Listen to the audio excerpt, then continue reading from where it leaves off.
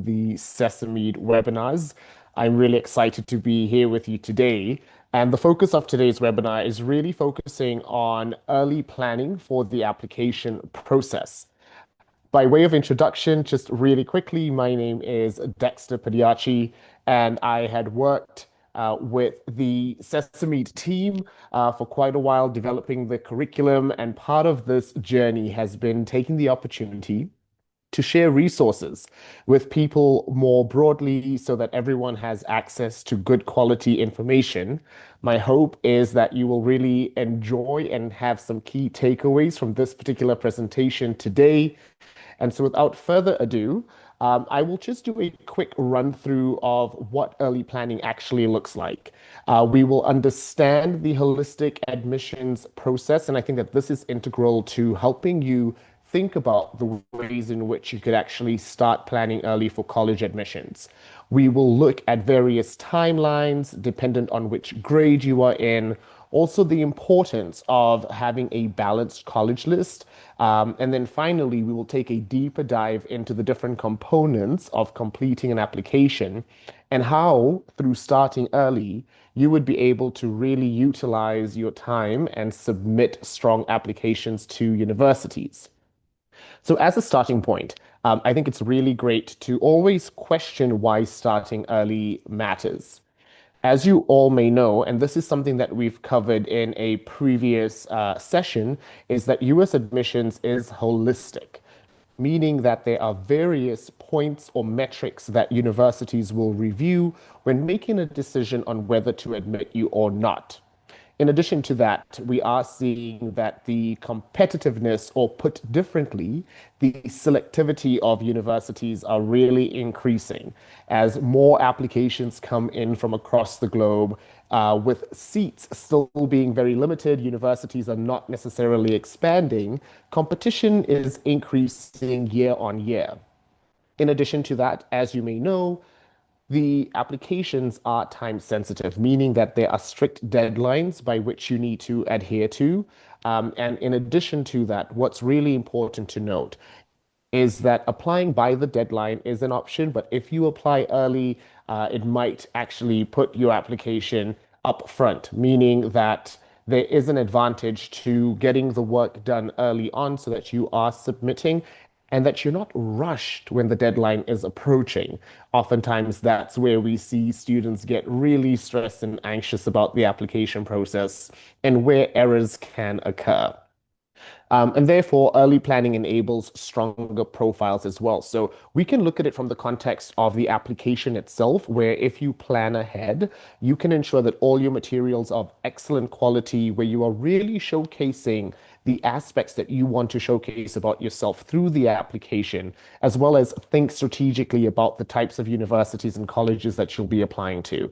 On the other hand, by starting early in terms of which grade you actually begin thinking about the application process, I think that there is a real benefit for students starting in grade 9 or grade 10 to build stronger profiles. And just to make a note here, and I think that it's very important as an educator to share this bit of information with you. Starting in grade 9 or grade 10 is not a request for you as a student to decide on what the rest of your life is going to look like. I think that through working with a strong counselor in the grade 9 level or in the grade 10 level, you are able to more clearly have a mentor and someone to think with about your different strengths, your interests, and how to best expand on them moving forward. The other benefit of starting early in your high school journey is that as a student, you can be intentional about what you're doing, why you're doing it, and how you're doing it, and how that links to the idea of living a purposeful life. I think that more and more universities are moving beyond test scores. Not that test scores don't matter, but having students who are really passionate and excited about what they're doing, I think definitely gives you an edge. It also gives you the opportunity to really think about your essays. So in grade 11, if you are able to begin planning and brainstorming what a personal statement might look like, that is going to give you time to really assess whether the essay that you're submitting resonates with who you are as a person. And then finally, switching back into the application phase, timely submissions. And this is something that I've mentioned, but it's worth echoing again.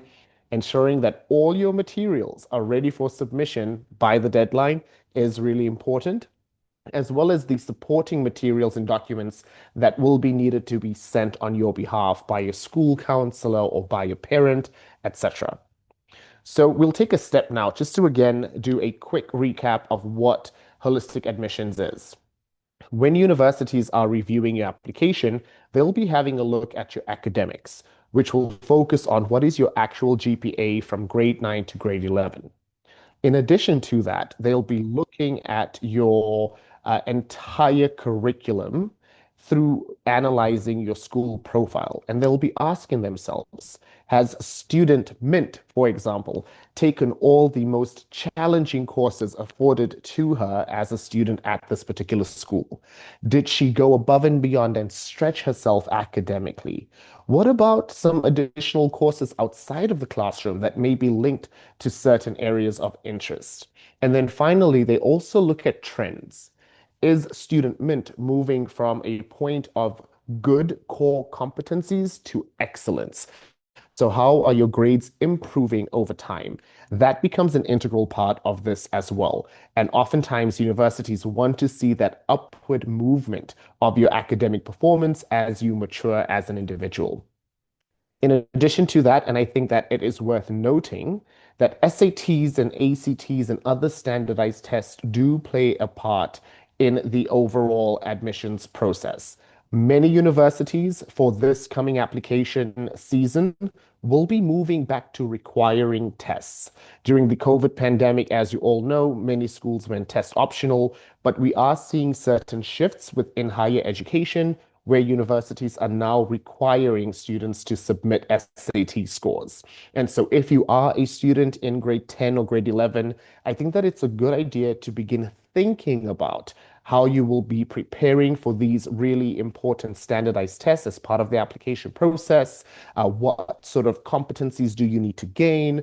Are there opportunities to maybe do some additional tutoring for the SAT? And by planning early, you are able to give yourself that room to grow and do multiple different tests so that you can really excel. In addition to that, the recommendation letters are a key component of many different application processes. It gives the universities an opinion of someone who knows you academically as well as personally. So you'll be submitting, or your school will be submitting rather, letters of recommendations from your teachers as well as your school counselor. This provides context to the university about who you are in the classroom. Are you someone who motivates others? Do you collaborate with other students?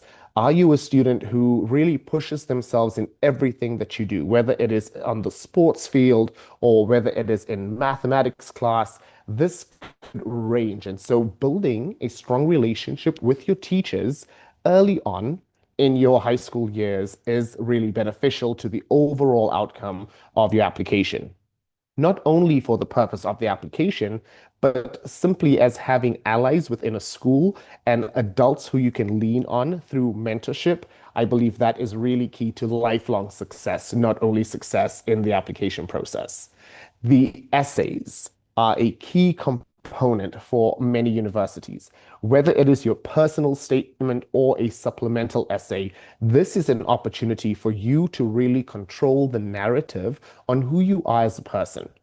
My key tip to people, which is what you'll see at a later stage in this presentation, is that the essay should be authentic. It should be a true reflection of who you are. There can be aspirational components to it, but it is not necessarily a moment for you to showcase who you believe the university wants to see. I think that oftentimes authenticity really does enable students to flourish in the application process. And then finally, another key component is the activity list that you will be sharing. Whether you are applying through the Common App, for example, where you fill out the activity list, or perhaps direct admission to a university through a school portal, you have the opportunity to then submit a college resume.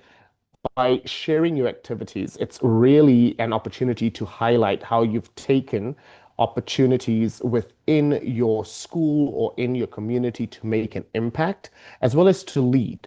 And what's important to note here is that leading is not necessarily a title, but the ways in which you have taken initiative throughout your high school years. And that is really key for universities overall in the admissions process. So, if we were to break this down into how early planning supports you at the various stages of your high school career, grade 9 to 10, as I had mentioned before, is really an opportunity to explore your interests. Do a summer program, take the opportunity to do an online course, learn a skill. Focus on your academics so that your growth can be there and you're an overall strong candidate for admission to top tier universities. But I think importantly, also take the opportunity to try and articulate what your purpose is at this moment in time. Perhaps you have found a problem that you would like to solve. Start an independent project where you take the problem and think about the challenges in various innovative ways, and then contribute what you understand at this moment in time and expand it over time. Because if you were to look at students who've started something quite early on and really expanded it, they have something concrete that they can show as evidence to a university regarding their commitment to a particular cause. In addition to that, in grade 11, as I mentioned, test prep, deepen the activities. I oftentimes say, let's think about high school as a T. And the horizontal line on the T is where you are exploring different activities and really thinking about what gets me excited as a student and what am I really passionate about. And once you find that passion, that's when you go deep. And so that's where the team forms. So you really have the opportunity to really just deepen your activities and focus on 3 to 5 activities that are really important to you, as opposed to trying to do more and more and more because you believe that might be impressive to universities. And then finally, starting your essays. Brainstorm about it. I believe that the personal statement can be at times one of the most challenging yet rewarding parts of applying to university. When students actually take the process of writing the essay seriously, what we do find is that they begin to see themselves in a new light. Perhaps there's something that you haven't really explored about your identity, or perhaps there's something that's happened in your life that you've not taken the time to sit back and reflect on. The essay is really a transformative moment in many of the students that I've worked with in the past in their lives. And it's been so fulfilling to watch how the essay, as it shapes itself, it also shapes the student. And so think about it in that way, start early so that you are able to reap those benefits. And then finally, that sort of final stretch, that's really not the end, but it feels like the final stretch is where you need to finalize the overall application strategy, talk to your counselor as well as your parents about the types of universities that you'll be applying to, talk about the competitiveness and how you are able to leverage your different experiences in order to just stand out in a pool of fantastic applicants that will be applying to these universities as well. And then the final step is to submit all your application and financial materials, and the waiting game begins. The waiting game until you receive the decision from the university, and hopefully you'll receive multiple offers from multiple different universities, and then you get the opportunity to make the decision on which is going to be the best fit for you. So within all of this, I think that for students and what seems most pertinent at this moment in time is thinking about that strategy. How do you build a college list that is balanced? I oftentimes tell students applying to the US to really focus their list on 8 to 12 universities. Perhaps your school has a limit on the number of universities that you can apply to. And so it is really important to focus on, do they have the academic program that I'm looking for? And what I mean by that is not just seeing that University X has a strong engineering program. What does the engineering program actually look like? Perhaps you want to do mechanical engineering, but you want to do mechanical engineering with a deeper focus on sustainability. That university that is well known for the mechanical engineering program of course, would be a good academic fit, but maybe there is a university that is rank number 10 that has a really strong mechanical engineering program that is also linked with sustainability. That might be the better academic fit for you. And so, thinking through the nuances of what is offered at a university, taking time to really look through the course catalog, look at the type of research professors are doing within the department that you'd like to join, I believe that gives you a better idea of what an academic fit might mean for you. In addition to that, social factors. Do you want to be in a city where you have the opportunity to explore different things over the weekends? Or do you prefer a space that is more rural in nature, where you get time to relax and decompress in a different kind of way? This is important because as learners, or at least what I found through conversations with students and my own experiences as a student and as an adult, I think that it's important to think about how you are going to be navigating the space. University is going to be a stressful time, and having different outlets, whether it is hiking or running or meeting up with friends or going dancing, that becomes really important when you think about the next 4 years of your life. Financial fit, just thinking about the cost of college and university. Uh, Higher education is not cheap, but at the same time, it is very rewarding. And so, thinking about what sort of financial constraints you and your family might have, where there are opportunities for scholarships, perhaps merit-based scholarships, that might be a good idea. And then finally, I believe one aspect that is oftentimes overlooked when students are considering universities, it's the idea of a career fit.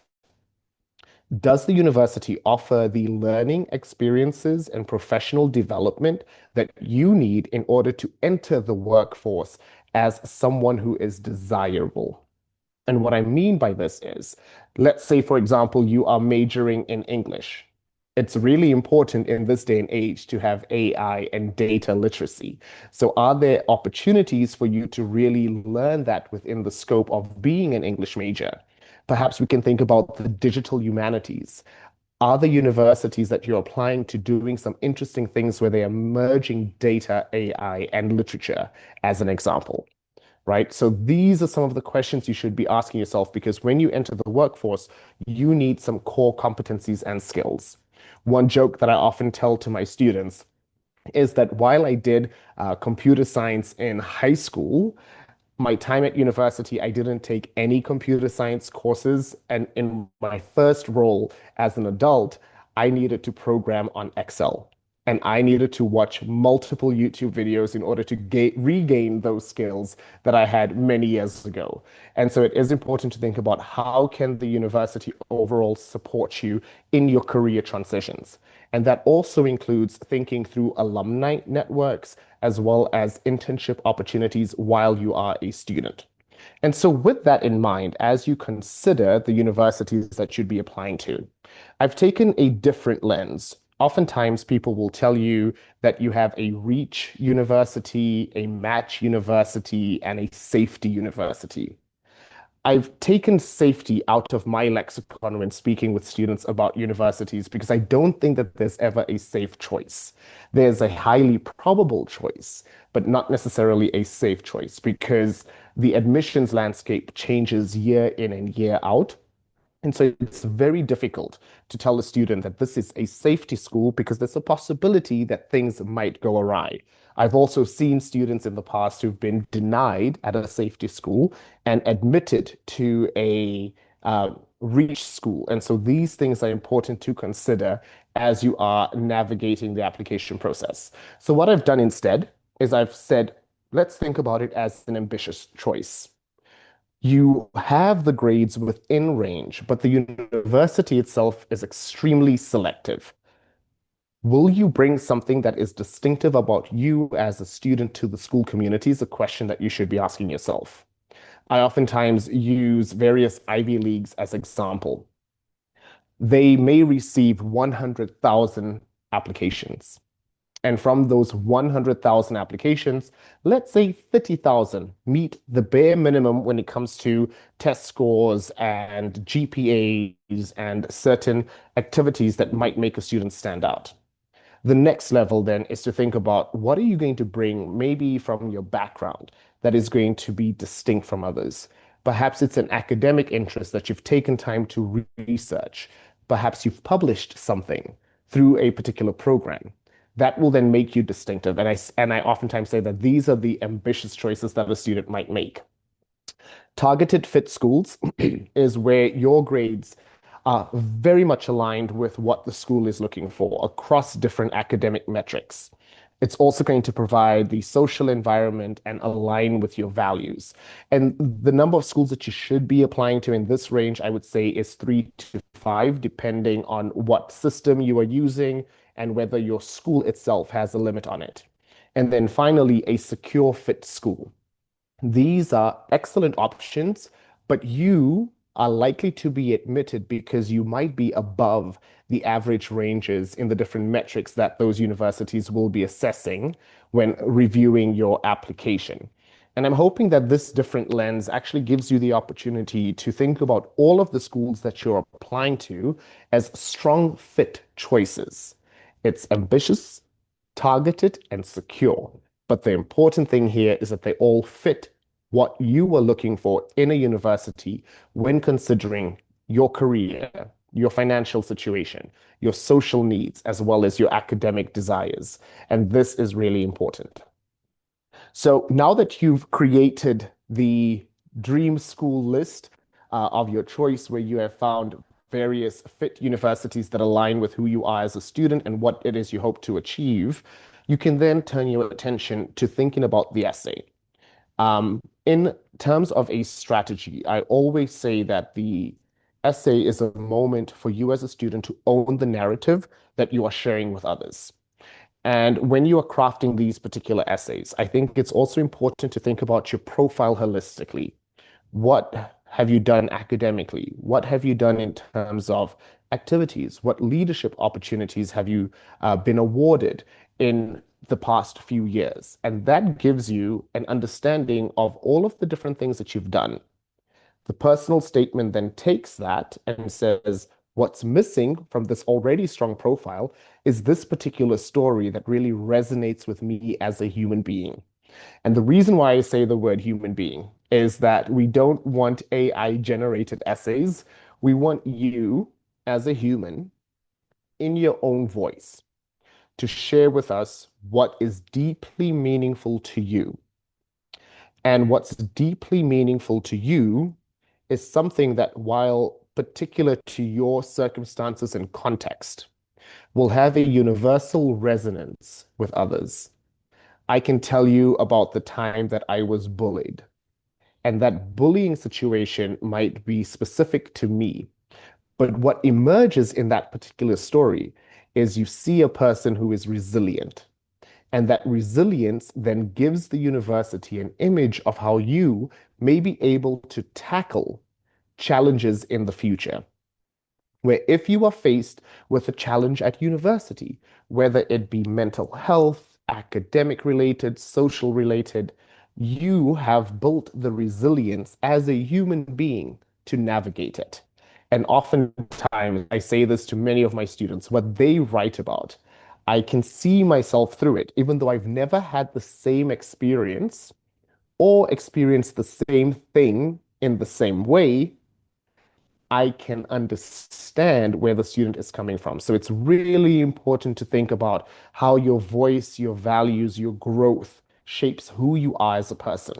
Because at the end of the day, universities, to a certain extent, are small communities that hope to be a replica of the world around us, where you meet people from diverse backgrounds with diverse interests and identities and belief systems. And then how do you put all of these different people in the same space? So this should also speak to the idea that you are secure in who you are as a person and at the same time open enough to embrace those differences. And this is where that personal statement can really come into play. You can spend the entire length of the essay talking about a show that you really love. You can talk about a mathematical concept that makes you lose track of time.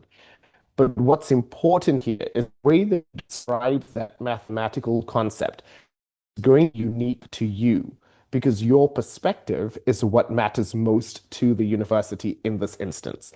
And it also gives them some of your quirks as an individual. Perhaps you then reveal that you love reading for hours on end, and sometimes you may forget to do your homework because you're spending your time reading. That just gives them a glimpse of who you are. And regardless of the topic, it should really be something that takes your entire profile and says that an excellent student, I'm an excellent leader, and I'm human. And how do those different things come together to form a solid application? When thinking about, so shifting gears into the academics and rigor, something that you should be asking yourself is, have I taken, if I'm in grade 12 and I'm about to apply to university, have I taken challenging courses where I've needed to put in a lot of effort in order to do well? Or have I taken the easiest levels of courses throughout my entire high school career? That's going to impact the way in which your application will be reviewed. If you are in grade 9, 10, or 11, something that I oftentimes tell students is to think about how you are showing growth in different fields. You start at a particular baseline, and that is where you are. But by increasing the challenge year in and year out, you are showing that you are not afraid to do hard things. And doing hard things is what universities want to see. It not only indicates that you are ready for university level rigor, but it also shows that you are willing to take risks. And the intellectual experience that you have at university is really going to expand your mind overall, where you might take a course in a discipline that you never thought you would. Or you might be taking a physics course and it's a concept that you've never thought about or learned before, and it's going to be scary. But it's the important part of really just showing that you have the skill to overcome these academic obstacles. And as I mentioned, showing upward trends. If, let's say, for example, you have a C in one of your courses in grade 10 in geography, but by the end of grade 10, it's moved up to a C plus. In grade 11, wow, it's a B plus. And then finally in grade 12, you're moving to an A. This shows that as a student, even when you fail, you are willing to put in the work to do better. It's about improvement every step of the way. And then finally, what I think is really important for most students, it may not apply to all students, but definitely for most students, is to really reflect on core subject matter. Are you able to write well? Do you have strong comprehension? Can you analyze and critique different material? Do you have strong quantitative skills? And are you also able to analyze within those particular fields? And do you have a strong understanding of how the world works around us, from, let's say, physics to chemistry to biology? And so when you are in high school, I think it's important to at least do some baseline work in core subjects because that's just going to enable you to show that you have strength across the board. Universities want people who are able to think critically and analytically. And mastering core subjects, I do believe, is an indication of that. And yes, as you grow in high school, you might become more focused, but the main idea is that you're going to solve a maths problem as quickly as you're going to read a book, type of thing. So having those core competencies really do matter for universities. Standardized tests, I'm not going to spend too much time on this, but what's important to note here is that if you are in grade 11 and as universities are shifting back to requiring tests, you should think about what is the best testing strategy for me. Perhaps a good strategy might be that within March of your grade 11 year, you take your first SAT test. That then gives you an additional 2 months or 3 months to take, let's say, the June SAT. So now you have a benchmark of test one. and you hopefully have an improved test too. And then it gives you an additional 2 months to focus and study and perhaps work with a tutor so that by August, if you take the third SAT, you are performing at your peak. In my experience, and this is not necessarily something that is factual, but based on experiences that I've had with students in the past, I've noticed that students definitely perform better if they take at least 2 to 3 SATs. So relying on one may not be a good strategy if the score is below what you've aimed for. I would say plan to take at least 2 to 3 SATs before submitting that particular score. And as these changes are happening within higher education, it is going to be important for you to have a conversation with a counselor to understand whether a school is test optional or test blind. Perhaps there are additional tests that schools may require in lieu of the SAT or a language proficiency test. These are things that you should be aware of quite early on so that you can plan ahead. And then finally, I think that there are various options for students to actually do test prep. I love certain platforms and I'm more than happy to share that. I won't share them right now, but we could potentially do it in the Q&A or in the chat. But I think that there are great resources out there that are absolutely free for use as a student. And then also we have seen the benefit of paid prep. Uh, those really just zero in, identify what it is you're struggling with, and then focusing on enhancing those particular areas. We then move into the extracurricular strategy and impact focus areas. Depth is greater than breadth. I've mentioned this before. In the past sort of 10 years of working in education, I've seen students trying to do more and more and more and more, and they get burnt out. Or they do a lot of different activities, but on a very surface level. And so, in talking with the student about why they've decided to join the debate team, they don't have a response that actually resonates with what it is they hope to achieve and become in the future. They might not be an interest, but perhaps they are great public speakers. Therefore, they choose debate in order to show the university that they're able to debate and speak well. It's good on a very surface level, but at the end of the day, if I'm reading an essay from a student who talks about debate from a really passionate standpoint, where they're able to talk about current affairs and politics in a way that shows both intellectual depth as well as being open to hearing the other side of a story, I think that's a lot more powerful and impactful. So, as you begin your high school journey, I think that automatically you're going to want to try different things. But at the end of the day, going into that depth and really deciding what 3 to 5 opportunities are important to you, that's what's going to differentiate you at the end of the day. I also mentioned that it's important to prioritize leadership, initiative, and long-term commitment. Universities want to see growth within a particular area over time. If you've moved from a member of a club to a secretary or some sort of leader of a section of the club to then being the club president, that is showing that people believe in your skills, you are committed to a cause, you are able to move and collaborate as a member as well as a leader within that particular sphere. And that becomes really important. And then the final part of this, and I think one of the most important areas is how do you show impact within a particular activity that you are doing? Let's say, for example, you are a peer tutor at your school. What's really important is to talk about the ways in which you have grown as a student personally through offering tutoring to others. I always tell students that the best way to learn is to teach. And perhaps your story of tutoring doesn't only focus on the good work that you've done, but rather the ways in which that good work has benefited you, both as a human and as a student. In addition to that, perhaps there's some metrics attached to an activity that you are doing. You've done a fundraiser. let's think about how much was actually raised and what that has enabled you to do.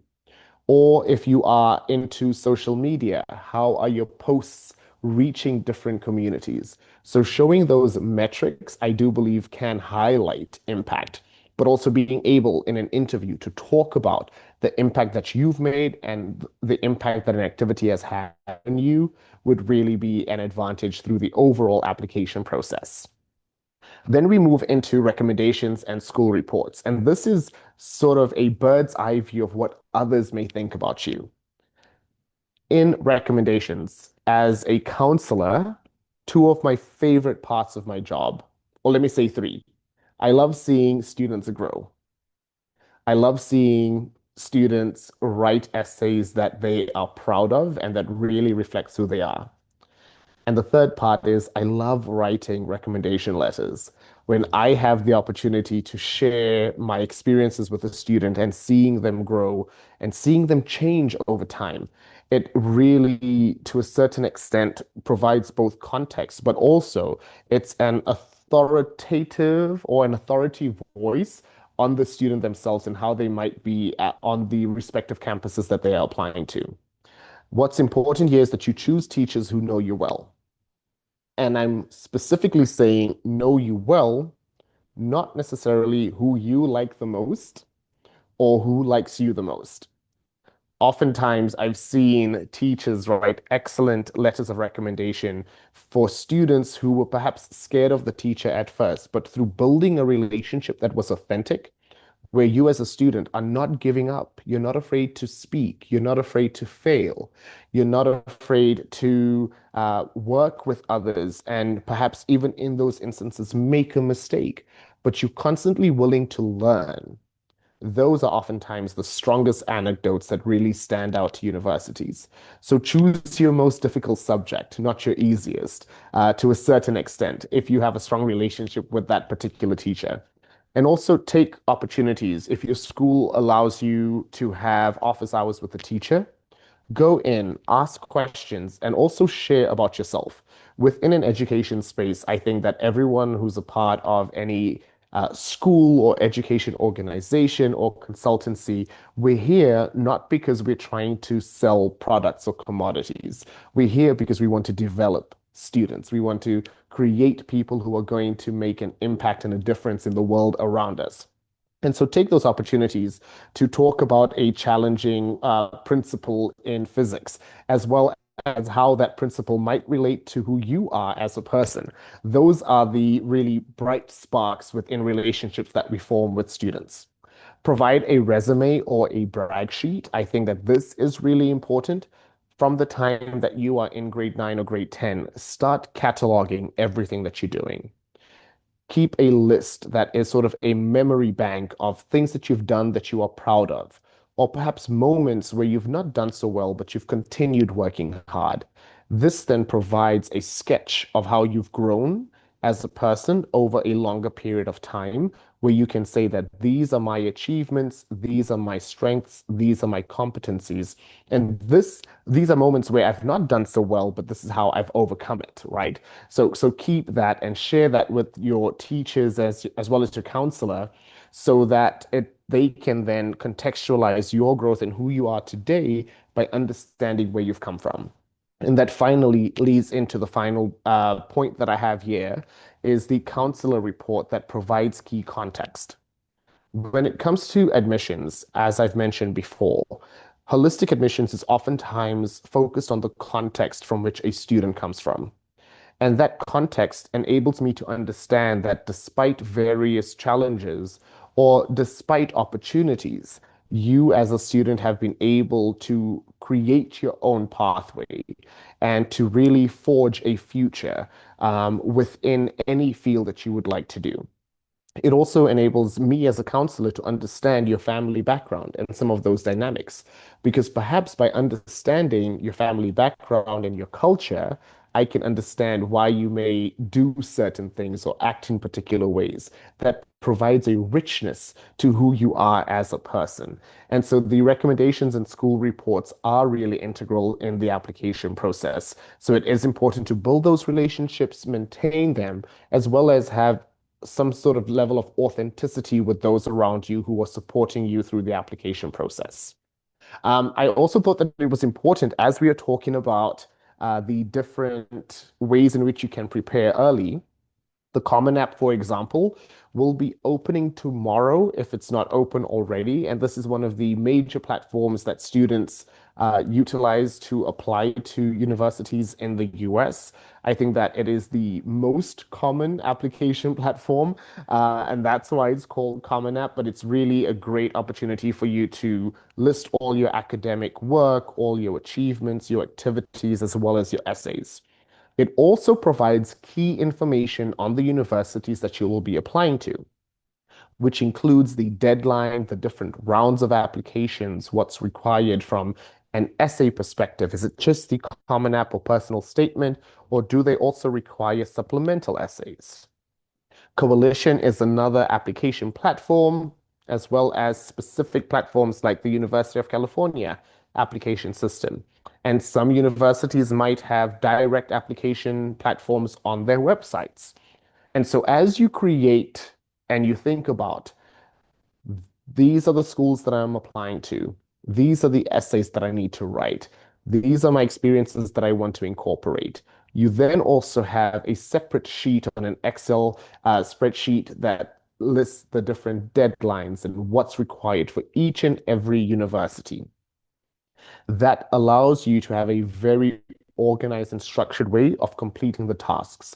Because once you understand when the deadline is, or when you know what the deadline is, you can work backward to think about what it is that you need to achieve in the months leading up to that particular deadline. And then I also thought it was important to mention demonstrated interest as students at high schools that have the good fortune of having universities visit them. I think that it's really important to actively engage with universities. Ask good questions.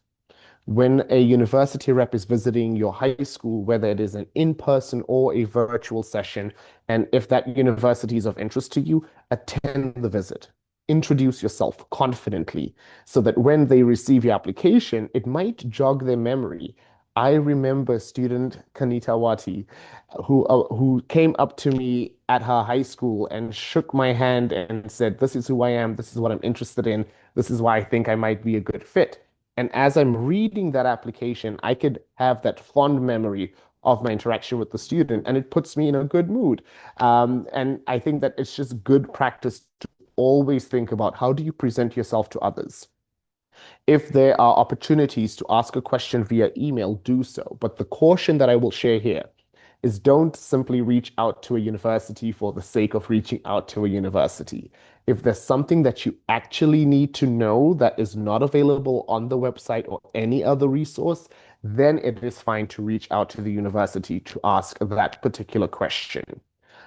Something else to note is that some schools track interest. And so if you've signed up on their website to receive the newsletter, and every single time you receive the newsletter, you send it straight to mail, they can see it to your junk mail, they can see it on their end as well. However, if you click on the email and you're interacting with the posts that they're sharing in the newsletter, they can also see those clicks. And so it is important to think about how demonstrated interest might play a role in the application. The reason why I've left it for the end of this particular presentation is that most universities are not going to track demonstrated interest, but there are some who really find it an important part of this. And so to wrap up to a certain extent our session today, I think it's really important to think strategically and long term about how you build a compelling profile. So we started off the session by talking about the competitiveness of applications in higher education, generally speaking. But we're moving from competitive to an understanding of compelling. And how do you, as a student, really develop a profile that is compelling to universities despite its selectivity? Have you crafted a clear narrative that explains that student Y is really interested in a particular field and has gone above and beyond to learn what's offered in the classroom in the most rigorous way, but also then done independent research or taken a summer program in that particular field. On top of that, their values of being really empathetic and compassionate has led them to do service with an orphanage or young children in their community, or their skills in football has enabled them to do a football clinic in their community or something of the sort. So, do I have a clear narrative of who you are as a student? And then we can think about how does that particular narrative of who you are align with your academics? And how do your academics then feed into your activities? And I'm not saying that as someone who's interested in computer science, you have to do robotics. Perhaps you love computer science, but you are actually doing um, model African Union or something of the sort. And that might actually show that, yes, you are interested in computer science, but in this particular thing that is around public speaking and policy, you've focused on data security and cybersecurity. Okay, I can see that you are interested in computer science. Great that you will have the technical knowledge, but you're also interested in how computer science interacts with human beings and therefore data security and cybersecurity. So that's an alignment as well. And perhaps then you can have an essay that speaks about these different aspects. Through understanding the technical side of something, you will be able to make an impact in communities. And then within the essay overall as well, and I think what's really important is that you identify your hook in one sentence. Introduce yourself to someone. And that one sentence should be so clear that they understand who you are, what you're about, and what matters to you. And the final point to that is what you'd like to do in the future. So it's an introduction to your identity. It is what you do, how you do it, and how that is going to make an impact in the world that lies ahead. And that, I believe, is an important hook. So being able to identify it through talking with a counselor or a mentor will become a key area of how you are growing as a student. Final tips: start early, stay authentic, apply widely. So we're going back to that idea of having a spread of different universities that are not only the ambitious choice, but also the secure fit. Start early so that you have time and you don't feel too much pressure, and stay authentic. I won't say the don'ts out loud, but just remember the do's. And if you focus on the do's, you won't fall into the trap of the don'ts. These are some resources and tools that I think that if you are in the application process, you can do some research on Big Future, on niche. If you're looking for different essay models, College Essay Guy is really great. Test prep, have a look at Khan Academy. These are some resources that I've recommended to students in the past, and I do think that they have real value in them. And I'm going to leave you with a final note on taking action. Hopefully, this particular webinar is not just sharing information that you might have heard before that didn't really resonate, but leave today saying, I've heard information, it's made me think, but then what do I do with what I'm thinking about? Start building your resume, create a Common App account, identify teachers and adults that you trust who could be recommenders, and reflect on your goals and think about how they're really going to shape your purpose and who you are going to be moving forward. And so, with that, I just want to thank everyone for attending the webinar today. We have some time for questions. So